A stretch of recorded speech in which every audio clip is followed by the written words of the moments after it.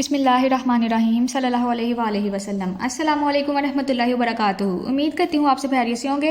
Students, आज हम कर रहे हैं 9th क्लास यूनिट नंबर 1 की रिव्यू एक्सरसाइज का क्वेश्चन नंबर 9। तो क्वेश्चन नंबर 9 की हेडिंग है हमारे पास, अब्दुल्ला पिक्ड अप 96 बॉल्स के अब्दुल्ला ने 96 बॉल्स को पिक्ड किया and place them into 2 buckets, और उसने उसको 2 बकेट्स में डाला है। 1 बकेट हैज़ 28 मोर बॉल्स, जो एक बकेट है ना उसमें 28 बॉल्स जो है ना उसने ज़्यादा डाली हैं, 28 बॉल्स उसने ज़्यादा डाली हैं देन दी अदर बकेट, दूसरी बकेट की बनिस्बत। अब कह रहा है how many balls were in each bucket, के फाइंड करें कि हर बकेट में कितनी कितनी बॉल्स होंगी। तो चलिए चलते हैं अपने सवाल की तरफ।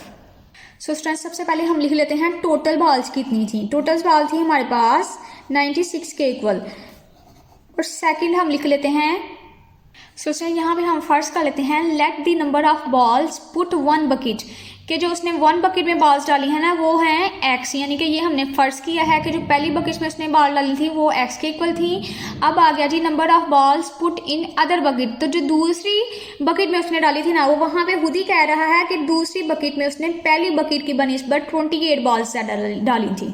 तो पहली बकेट हमारे पास किसके इक्वल थी, x के, तो यहाँ पे हम पहली लिख लेते हैं और उसमें प्लस कर देते हैं 28, क्योंकि उसने दूसरी बकेट में पहली बकेट की बनिस्बत 28 बॉल्स ज़्यादा डाली थी, तो x में प्लस कर देते हैं हम 28। तो ये हमने निकाल ली है कि पहली बकेट में कितनी बॉल्स आएंगी x के इक्वल, और दूसरी बकेट में आएंगी x + 28 के इक्वल।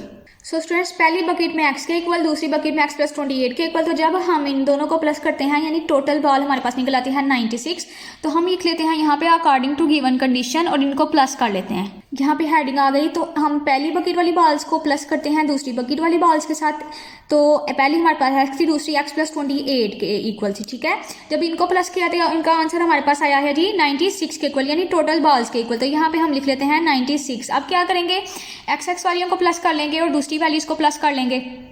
सो स्टूडेंट्स, जब हम इन दोनों को प्लस करेंगे तो यहाँ पे आ गया हमारे पास 2x + 28, ये इक्वल है 96 के।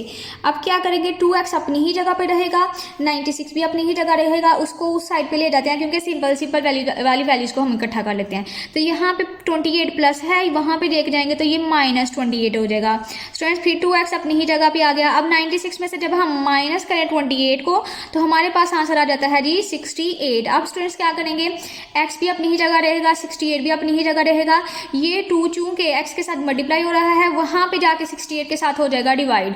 अब स्टूडेंट्स, आप यहाँ पे देखेंगे दोनों सेम टेबल में आते हैं, तो इनकी हम कटिंग कर लेते हैं। 2 1s are 2, 2 3s are 6 और 2 4s are 8, यानी कि x का आंसर आ गया हमारे पास 34 के इक्वल। तो फर्स्ट बकेट में जो बॉल्स की क्वांटिटी थी वो हमने x के इक्वल ली थी, यानी फर्स्ट बकेट में बॉल्स की क्वांटिटी हमारे पास आ गई है। तो यहाँ पे हमने लिख लिया so the number of balls in first bucket equal था x के, तो x इक्वल आया हमारे पास 34 के। अब हम सेकंड बकेट में हम बॉल्स फाइंड कर लेते हैं। सो स्टूडेंट्स, आ गया हमारे पास number of balls in second bucket. तो सेकंड बकेट में हमने किसके इक्वल लिया था, क्योंकि वो पहली बकेट में की निस्बत 28 बॉल्स ज़्यादा थी, तो इसको हमने x + 28 के इक्वल लिया था। अब स्टूडेंट्स देखें, x हमारे पास निकल आया है, x हमारे पास है 34 के इक्वल, तो 34 लिख लेंगे x की जगह पे, इसमें प्लस कर देंगे हम 28 को।